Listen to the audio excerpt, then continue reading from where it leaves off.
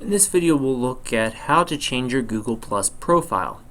Now when I'm on my main screen, if I come over to Home and I look down, the next thing under there is Profile. So I click on Profile, and what this is going to do is pull up my Google Plus profile.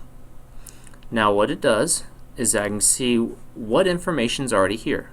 I can change my picture. See, I have nothing there, so I click on the camera and I need to select a photo from my computer. I'll go into my pictures and I'm going to use this photo here. And you can see I just click and drag and I can click set profile picture. And I can share. Okay, so I've got my picture there. Now people know what I look like. I can change my background if I don't like this background, kind of like there's that little background cover in Facebook. I can go change cover, and there's a whole bunch of options here. You can also choose your own pictures if you like. For just purposes, I'll choose the mountains. I always enjoy the mountains, and I'll just put it right here. So now I've got my cover in the background. Now if I look down through here, I have an option of being able to post new information. I can write a text just like if I was in Facebook. I could text, I could do photos, link, video, even create an event. All these things I can do in one central place from my profile if I like. And when I do that, I also have the option,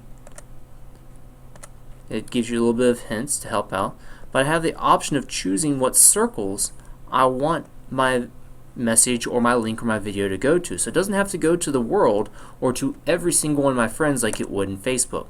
That's a really nice feature, especially if you're setting up ones that you want to go specifically to the other people in your department or the other people at your school. Now on the right, it'll talk a little bit about circles and people that I have in circles, and then it'll ask me to continue to work on my profile. And you can do as much or a little of this as you want to, but then you can tell people a little bit more about you so that it makes it easier if you're setting up your own personal learning community for people to know you and know what types of things you're interested in, so that you all can better relate to one another as you work on whatever it is you may be interested in within that community. And that's a little bit of the basics of the profile. It really is kind of self-explanatory and very similar to what you're going to do with in, say, at Facebook.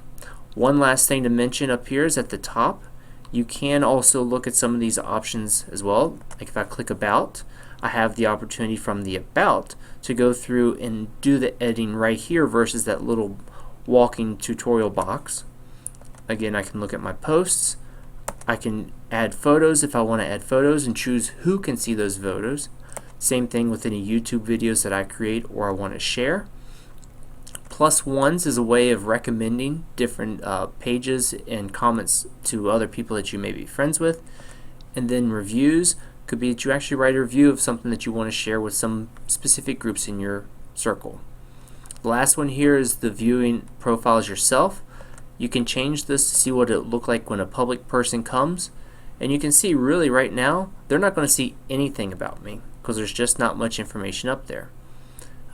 I can fill in all my public information that it allowed to see about me, my posts, my photos. So if you ever want to just double check and make sure what it is that you're sharing in general public, you can always change that profile view between public and yourself, and as you add people in your circle, you can enter their name and actually check to see what they can see on your page as well.